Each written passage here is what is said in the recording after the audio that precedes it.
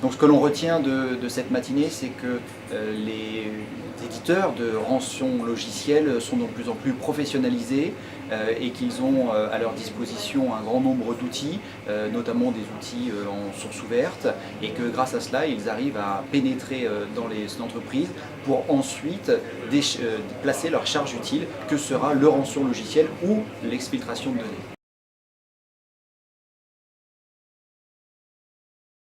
Il n'existe pas de solution miracle. Les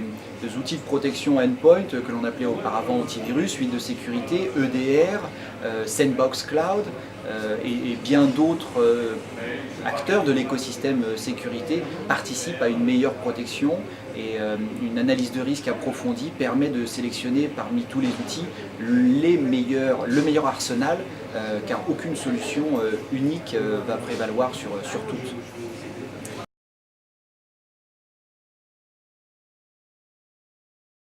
Oui, alors sans susciter de vocation, effectivement, sur le dark web, à partir du moment où on veut opérer, si on n'est pas soi-même capable de créer un rançon logiciel, eh bien on va pouvoir faire l'acquisition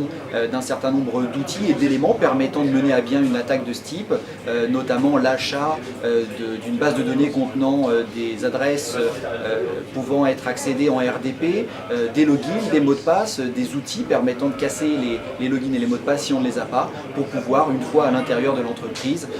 déployer le rançon logiciel et ainsi faire du profit. Donc si vous souhaitez approfondir le sujet, nous vous invitons au OZ Security Days in Paris,